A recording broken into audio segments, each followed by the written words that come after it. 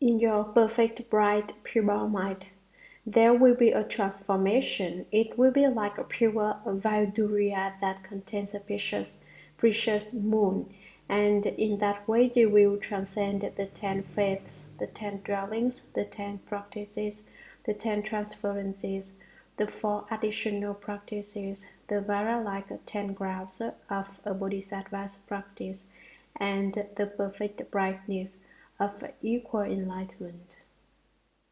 You will enter the Tathagata sea of wondrous adornments, perfect the cultivation of Bodhi, and return to the state of non-attainment. These are subtle demonic states that all Buddhas warned honored ones of the past discerned with their enlightened clarity while in the state of shamatha and vipassana. If you can recognize a demonic state when it appears and wash away the filth in your mind, you will not develop wrong views. The demons of the skandhas will melt away, and the demons from the heavens will be destroyed. The mighty ghosts and spirits will lose their wits and flee, and the Li, Mei, and Wang Liang will not dare to show themselves again. You will directly arrive at Bodhi without the slightest weariness, progressing from lower positions to great nirvana without becoming confused or discouraged. If there are beings in the Dharma ending age who delight in cultivating samadhi, but who are stupid and dumb, who fail to recognize the importance of dhyana, or who have not heard the Dharma spoken, you should be concerned lest they get caught up in deviant ways. You should single-mindedly exhort them to uphold the Dharani mantra of the Buddha Summit. If they cannot recite it from memory, they should have it written out and place it in the meditation hall or wear it on their person. Then none of the demons will be able to disturb them. You should revere this final paradigm of ultimate cultivation and progress of the Tathagatas of the 10 directions. Ananda then arose from his seat. Having heard the Buddha's instruction, he bowed and respectfully upheld it, remembering every word and forgetting none. Then once more in the great assembly he spoke to the Buddha. The Buddha has told us that in the manifestation of the 5 skandhas, there are 5 kinds of falseness that come from our own thinking minds. We have never before been blessed with such subtle and wonderful instructions as the Tathagata has now given. Further, are these 5 skandhas destroyed all at the same time, or are they extinguished in sequence? What are the boundaries of these 5 layers? We only hope the Tathagata, out of great compassion, will explain this in order to purify the eyes and illuminate the minds of those in the great assembly, and in order to serve as eyes for living beings of the future. The Buddha told Ananda, the essential, true, wonderful brightness and perfect purity of basic enlightenment does not admit birth and death, nor any mundane defilements, nor even empty space itself. All these are brought forth because of false thinking. The source of basic enlightenment, which is wonderfully bright, true, and pure, falsely gives rise to the material world, just as Janadatta became confused about his head when he saw his own reflection. The falseness basically has no cause, but in your false thinking, you set up causes and conditions. But those who are confused about the principle of causes and conditions call it spontaneity. Even empty space is an illusory creation. How much the more so are causes and conditions and spontaneity, which are mere speculations made by the false minds of living beings. Ananda, if you perceive the arising of falseness, you can speak of the causes and conditions of that falseness. But if the falseness has no source, you will have to say that the causes and conditions of that falseness basically have no source. How much the more is this the case for those who fail to understand this and advocate spontaneity? Therefore, the Tathagata has explained to you that the fundamental cause of all five skandhas is false thinking. Your body's initial cause was a thought on the part of your parents, but if you had not entertained any thought in your mind, you would not have been born. Life is perpetuated by means of thought. As I have said before, when you call to mind the taste of vinegar, your mouth waters. When you think of walking along a precipice, the soles of your feet tingle, since the precipice doesn't exist and there isn't any vinegar. How could your mouth water at the mere mention of vinegar, if it were not the case that your body originated from falseness? Therefore, you should know that your present physical body is brought about by the first kind of false thinking, which is characterized by solidity. As described earlier, merely thinking about high places can cause your body to tingle and ache. Due to that cause, feelings arise and affect your body, so that at present you pursue pleasant feelings and are repelled by unpleasant feelings. These two kinds of feelings that compel you are brought about by the second kind of false thinking, which is characterized by illusory clarity. Once your thoughts arise, they can control your body. Since your body is not the same as your thoughts, why is it that your body follows your thoughts and engages in every sort of grasping at objects? A thought arises and the body grasps at things in response to the thought.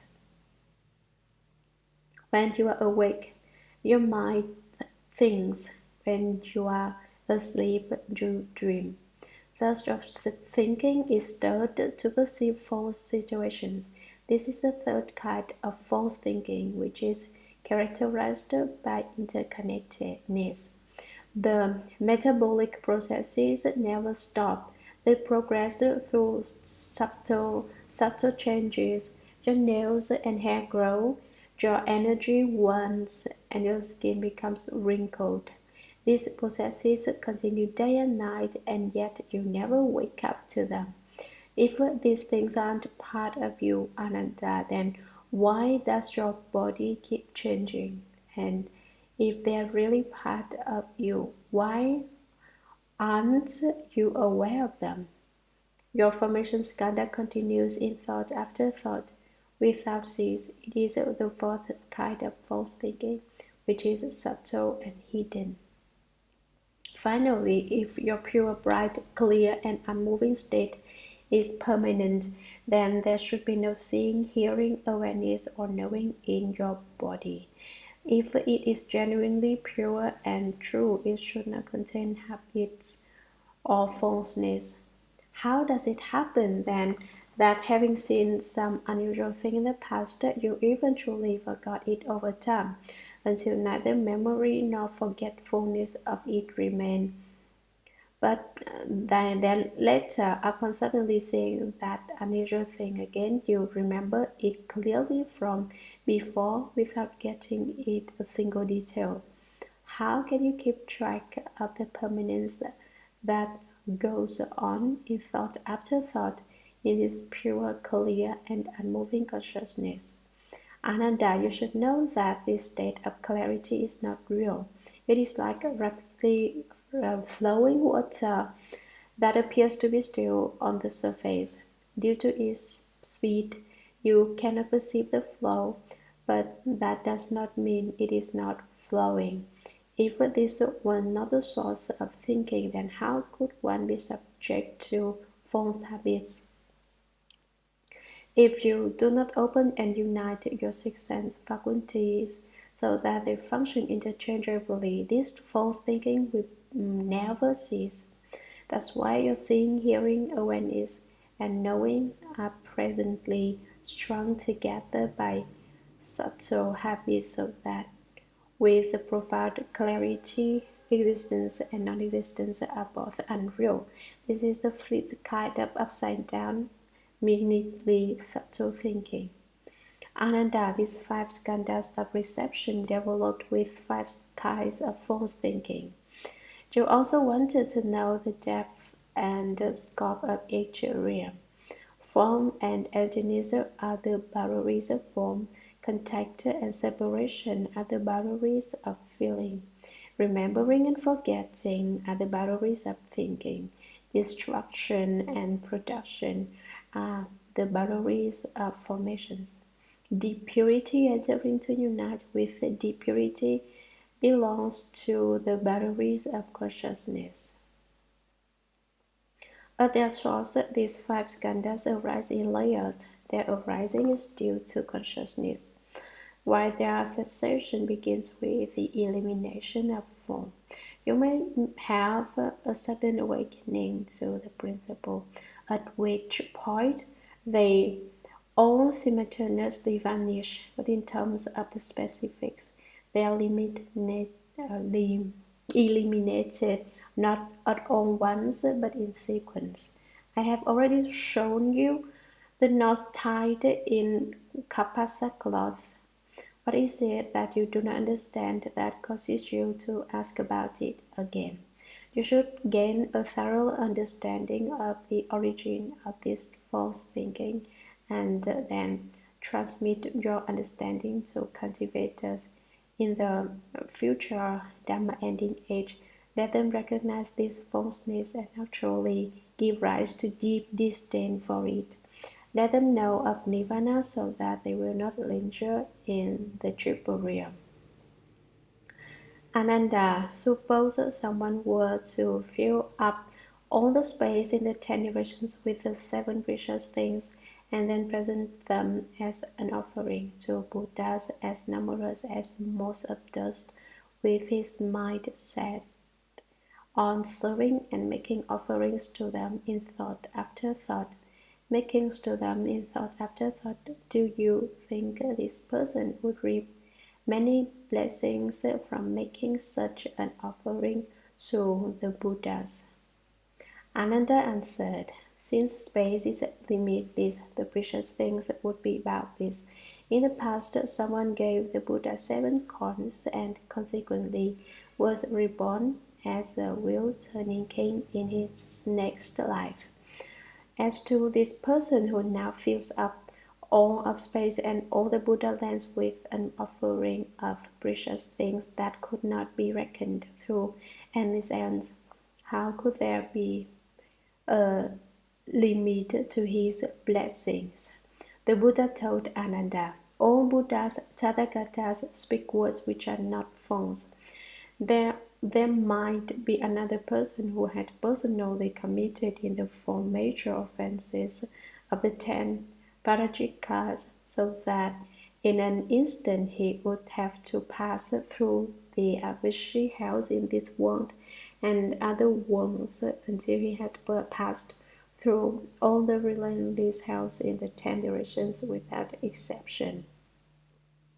And yet, if he could explain this Dhamma door for just the space of a thought to those in the Dhamma ending age who have not yet studied it, his obstacles from offenses would be eradicated in response to that thought, and all the hells where he was to undergo suffering would become lands of peace and bliss. The blessings he would obtain would surpass those of the person previously mentioned by hundreds of thousands of millions of billions of times, indeed by so many times that no calculations or analogies could express it. Ananda, if living beings are able to recite this sutra and uphold this mantra, I could not describe in endless answer how great the benefits will be. Rely on the teaching I have spoken, cultivate in accord with it, and you will directly realize Bodhi without encountering demonic karma. When the Buddha finished speaking this sutra, the bhikshus, bhikshunis, upasakas, upasikas, and all the gods, humans, and asuras in this world, as well as all the bodhisattvas, those of the two vehicles, sages, immortals, and pure youths in other directions, and the mighty ghosts and spirits of initial resolve, all felt elated, made obeisance, and withdrew.